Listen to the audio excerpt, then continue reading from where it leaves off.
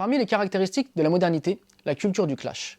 Depuis l'avènement des réseaux sociaux surtout, on aime lorsque ça clash, lorsque ça crie, lorsqu'il y a des discords, lorsque les gens rentrent en conflit les uns contre les autres. Si on fait une vidéo par exemple sur la spiritualité, celle-ci aura quelques vues. Mais si on fait une vidéo pour critiquer une personne, celle-ci va exploser en termes de vues. Car la modernité aime justement le clash, aime monter les gens les uns contre les autres. Il est navrant de voir que pour beaucoup, entrer dans la religion, s'investir dans sa religion, s'imprégner des préceptes de la foi, serait justement rentrer en conflit. Combien de jeunes, lorsqu'ils rentrent dans la religion, ils se mettent en conflit avec leurs parents? Combien de jeunes, lorsqu'ils rentrent dans la religion, ils se mettent en conflit avec leurs amis? Combien de jeunes, lorsqu'ils rentrent dans la religion, ils se mettent en conflit avec la société? Comme si en fait la religion était quelque chose de réactionnaire, comme si la religion était quelque chose qui permettait de juger l'autre, de se sentir meilleur, comme si la religion était un moyen d'écraser les autres.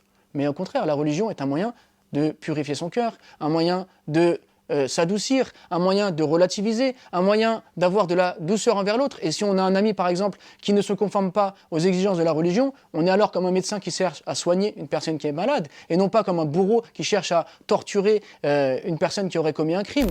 Alors attention, la religion est quelque chose de sérieux, ce n'est pas quelque chose de superficiel. Il faut vraiment prendre considération de la responsabilité lourde d'une personne qui s'engage dans cette voie, et il faut la prendre avec douceur, avec fermeté et avec bienveillance envers les autres. C'est envers nous-mêmes qu'il faut être dur, dans le sens justement de travailler son âme, de détruire son nefs de façon à le pousser vers le bien, mais absolument pas avec les autres. Pour finir, lorsque l'on veut boire de l'eau et que notre verre est sale, on commence par le nettoyer et ensuite on le remplit.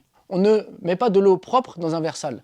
Donc, beaucoup de nos jeunes ont eu des difficultés, sont remplis de haine, sont remplis donc de souffrance, et au lieu de se purifier, de se nettoyer avec la religion, eh bien, ils mélangent la religion à leur souffrance et à leurs difficultés, et ça fait donc un cocktail explosif. Alors attention, il faut commencer par le début, c'est-à-dire se purifier, devenir meilleur, effacer justement toutes ces mauvaises choses qui ont été accumulées par des fois des vies difficiles, afin justement que la religion nous élève, et non pas afin que la religion justifie tous nos défauts et tous nos torts.